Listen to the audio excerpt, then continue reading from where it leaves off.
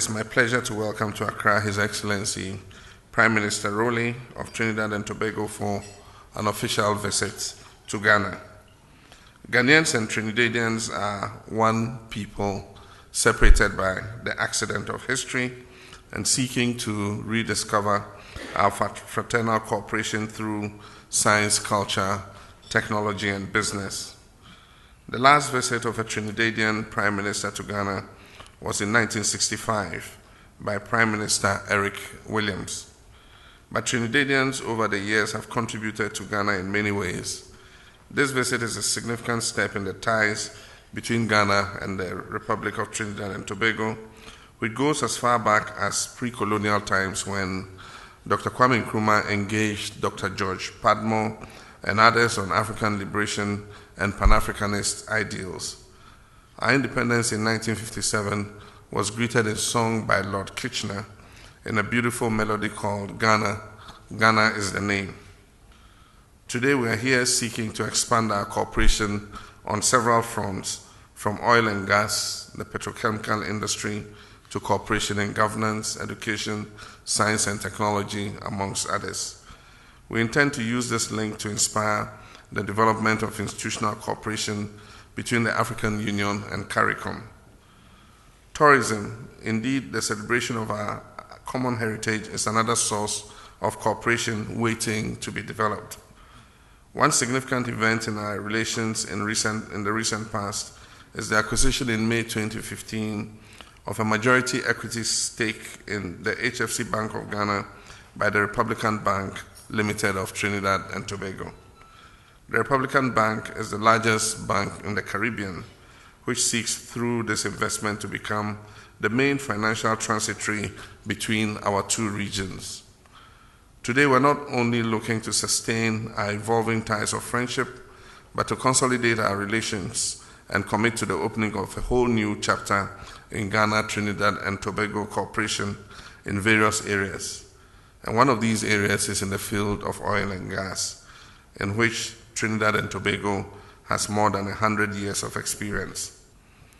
Trinidad and Tobago therefore offers a valuable source of learning, training, especially considering Ghana's nascent entry into the Committee of Oil-Producing Nations.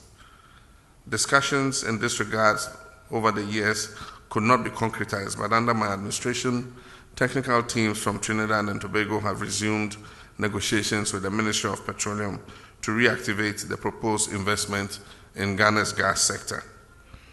We have in our discussions this morning also reviewed Trinidad's interest in the VALCO Aluminium company, VALCO, and established collaboration between tertiary institutions in our two countries to produce Ghanaian energy experts. It's a true working visit, and later this afternoon I'll be visiting the VALCO Aluminium company, VALCO, and the Tema Oil Refinery with him to help acquaint him with the operations of these two major Ghanaian industries.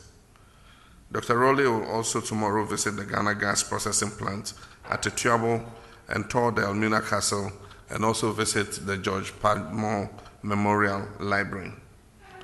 You will, with your delegation, truly enjoy our proverbial Ghanaian hospitality and the sights and sounds of Ghana and the history of what was formerly called the Gold Coast. Receiving us in the way that you have, with the enthusiasm that you have, and those of us who have come here bringing specific areas of interest, it holds out to us great promise for successful cooperation going forward, and we anticipate that in the not too distant future, that there will be tangible expressions of economic activity and cooperation between the interests of Ghana and the interests of Trinidad and Tobago.